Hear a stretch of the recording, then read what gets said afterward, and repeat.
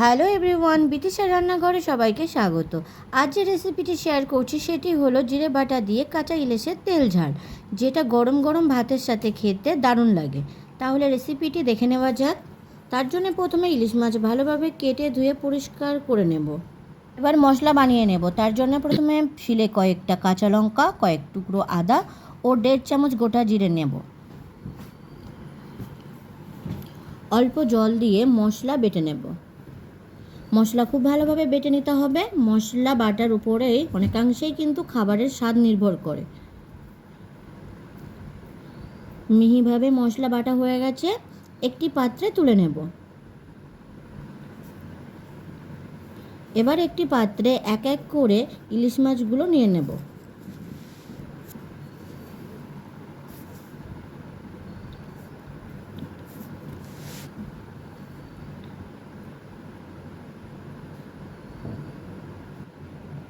এরপর মাছে প্রথমে পরিমাণ মতো লবণ, পরিমাণ মতো হলুদ আর যে মশলাটা বেটে নিয়েছিলাম সেই মশলা দিয়ে দেব।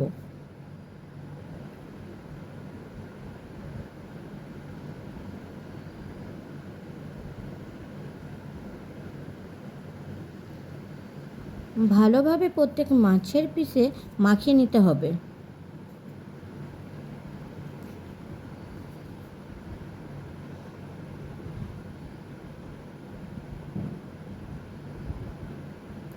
মাছে মশলা মাখিয়ে কিছু সময় রেখে দেব।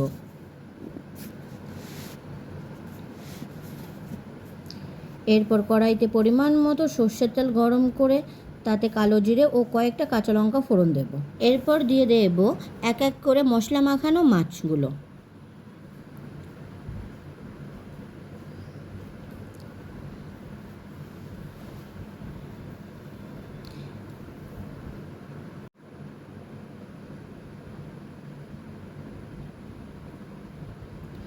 এরপর মাছগুলো একটু এপিট ওপিট করে নিয়ে দিয়ে দেব পরিমাণ মতো জল।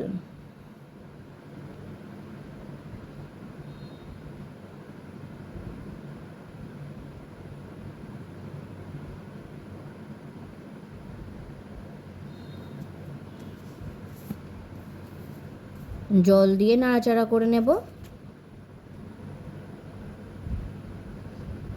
এবার ঢাকনা দিয়ে ফুটতে রেখে দেব। 10 মিনিট পর ঢাকনা খুলে নেব। একটু নাড়াচাড়া করে নেব।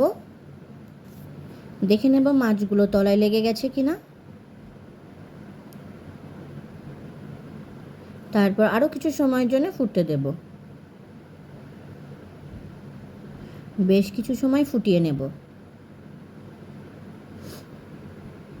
ঝোল থেকে তেল ছেড়ে দিলেই তৈরি আমাদের জিরে বাটা দিয়ে কাঁচা ইলিশের তেল ঝাল। ভিডিওটি কেমন হয়েছে অবশ্যই কমেন্ট করে জানাবেন। আর ভিডিওটি যদি আপনাদের ভালো লেগে থাকে তাহলে চ্যানেলটিকে সাবস্ক্রাইব করে পাশে থাকবেন।